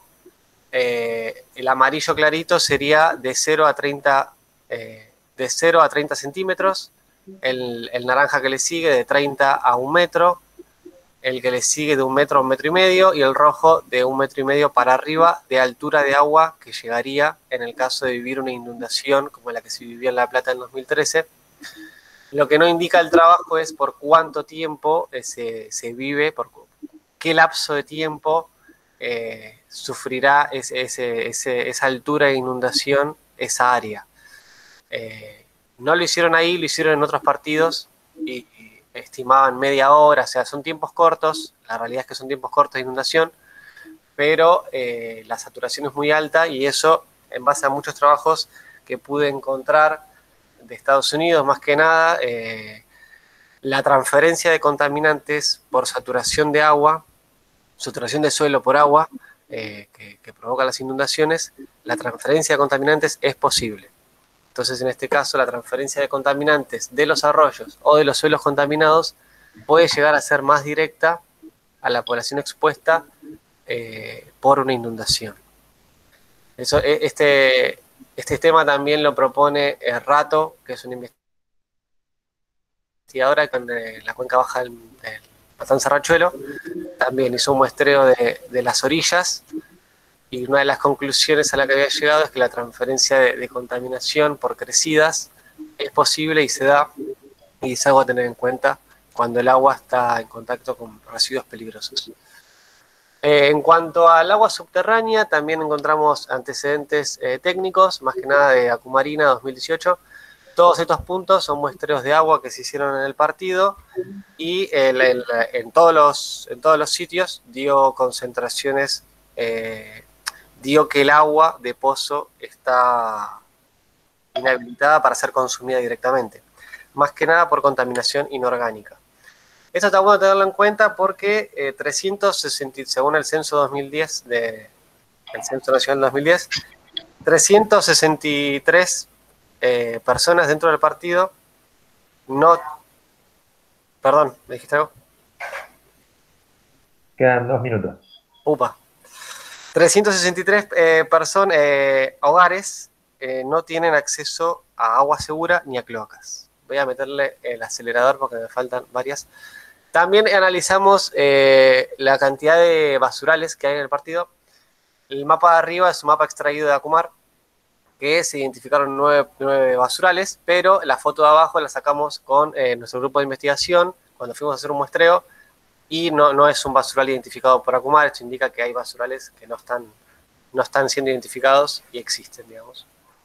Bueno, a partir de toda la info, pudimos relacionar los sitios peligrosos identificados por antecedentes, las posibles inundaciones y la vulnerabilidad social de ciertas poblaciones que están en el partido, más que nada por urbanizaciones emergentes, villas, gente que vive en situación precaria, ya sea infraestructura o acceso a servicios básicos. Se hizo un resumen de sitios críticos, digamos, que es este mapa que tiene un montón de info puesta, por ahí es un poco confuso, pero en realidad lo que podemos visualizar es que hay sitios donde se cumplen más de una consigna. O sea, tienen el agua cercana de un arroyo superficial contaminado, suelo contaminado, y son población de vulnerabilidad, además de estar en una zona inundable. Son lugares donde habría que meter especial atención. Bueno, en la parte de aire, ¿sí? Se hizo también un relevamiento bibliográfico y tenemos 3 trabajos que se encontraron: el JMB 2003, que es el trabajo que se hizo en el Polo Petroquímico de Oxud, el trabajo de Capelletti et al. 2017 y los informes del SEAMSE. La evaluación de riesgo, llegamos a la evaluación de riesgo, el último objetivo específico del trabajo, se hizo a partir de estos 4 sitios. Estos 4 sitios, hay una contradicción en cuanto a la metodología, que los lugares donde elijo para hacer la evaluación de riesgo es antes de la identificación de todos los otros sitios. De igual forma, los sitios caen en lugares y zonas muy contaminadas, más que nada Islas Maciel y de Oxud. Domínico se eligió como un sitio registro, un lugar donde hay mucha menos contaminación, mucho más vegetación. Bueno, y los sitios se eligieron según el tráfico y las zonas industriales o cercanas a ser industriales. A partir de esta evaluación de riesgo, hecha en base a la metodología de la EPA, se hizo a partir de 3 contaminantes, que es todo lo que se pudo muestrear: zinc, cobre y plomo. A partir de la evaluación se identificó que para la población infantil, en los sitios de Oxud y Maciel, que es donde se suponía que iba a haber mayor contaminación, el coeficiente de riesgo, como mencionaba un trabajo que acabo de escuchar de este grupo, el coeficiente de riesgo superó el valor de 1. Cuando el coeficiente de riesgo supera el valor de 1, quiere decir que el riesgo existe y es severo, digamos. Más que nada también porque se están contemplando pocos contaminantes. Igualmente, el contaminante que más aporta a este riesgo, a esta exposición infantil, es el plomo. Si vemos en las columnas, vemos que el plomo es el que más está aportando con relación a los demás. Así que bueno, como conclusiones rápidas, porque no me queda tiempo, podemos identificar que el plomo es el contaminante crítico de la zona, hallado en concentraciones mayores a 150 miligramos sobre kilo en 44 muestras de suelo, según los antecedentes registrados. En el caso de los hidrocarburos, también se identificaron suelos impactados con hidrocarburos, más que nada en la zona del Polo Petroquímico de Oxud, que es el sitio de mayor impacto en todo el partido. En los cuerpos de agua superficial están altamente impactados por metales pesados, malas condiciones físico-químicas y bacteriológicas.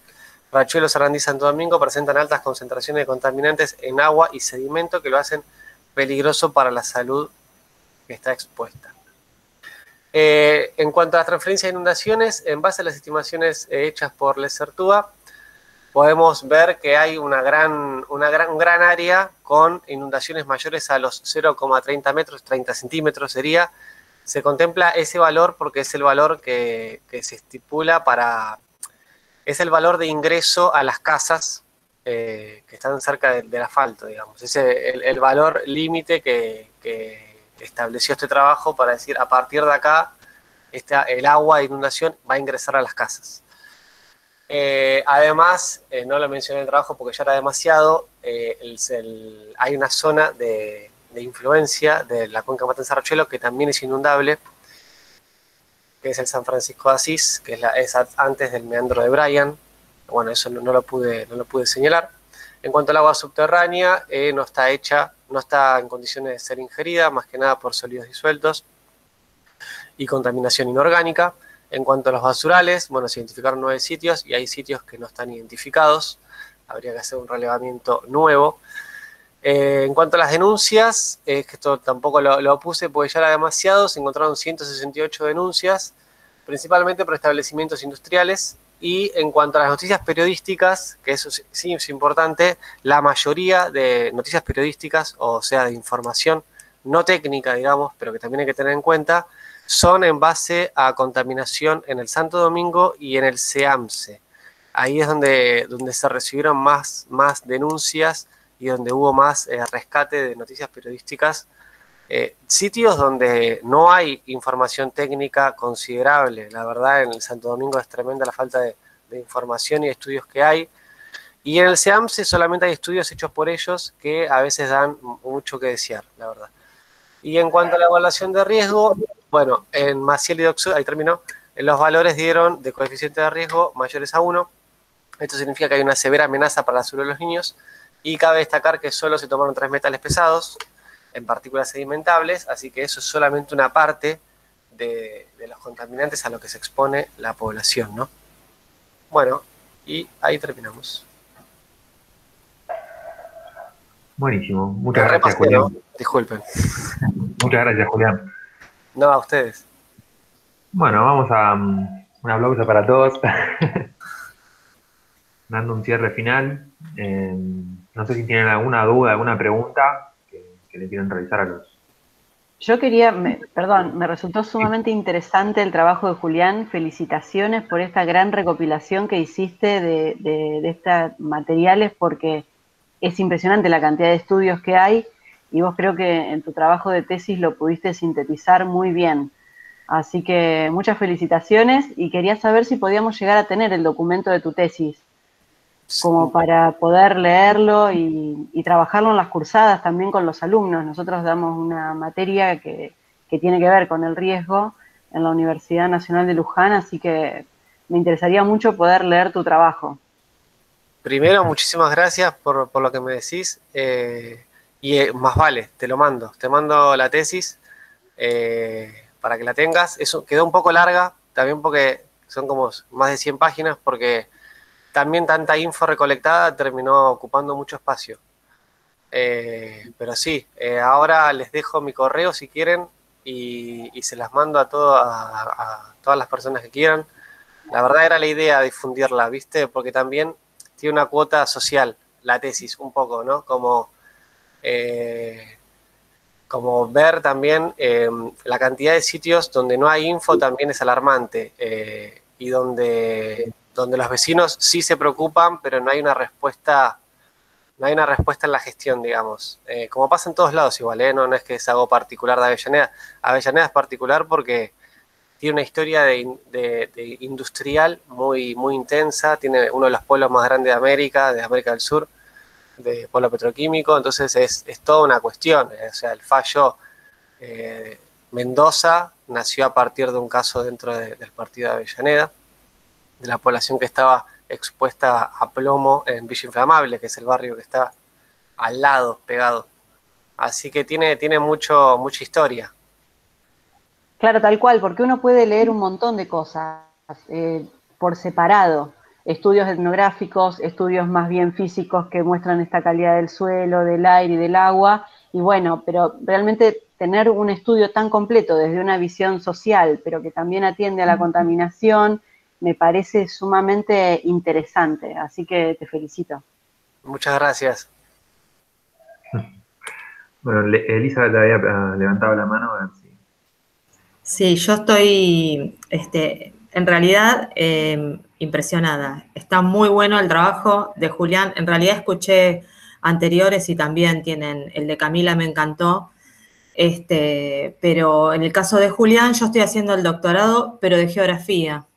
Y estoy trabajando sobre la ribera de Avellaneda. Entonces, cuando vi Avellaneda, me tiré de cabeza en este espacio, ¿no es cierto?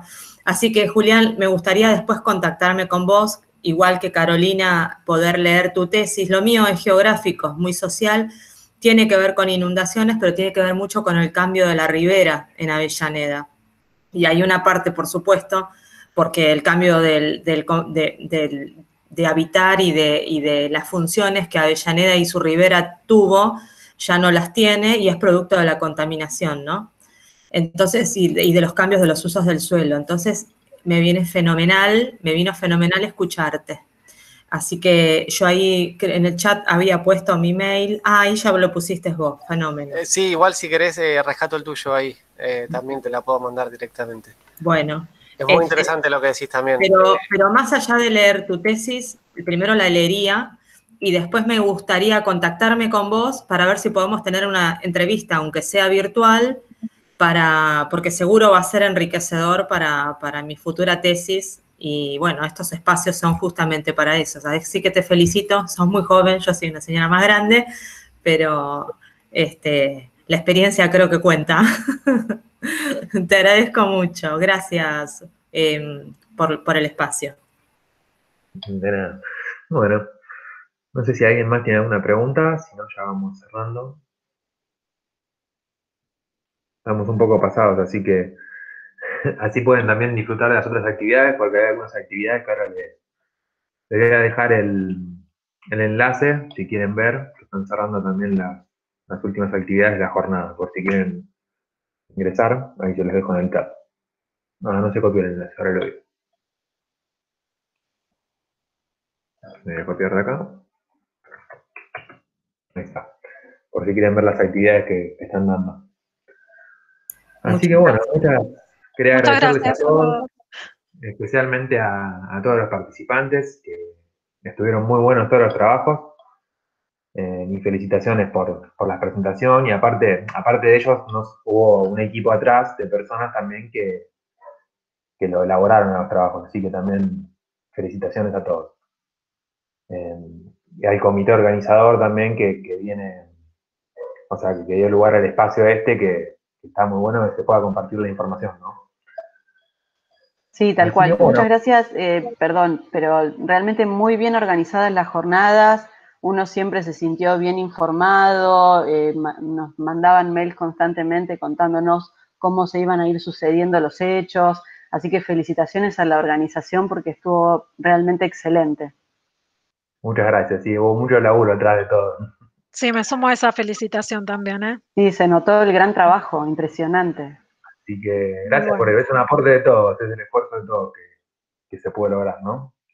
Y bueno, y los invitamos también a participar a las próximas jornadas que probablemente sean el año que viene. Muchas gracias. Gracias a ustedes. Gracias por este espacio. Gracias. Gracias por la Gracias. Gracias. Nos vemos.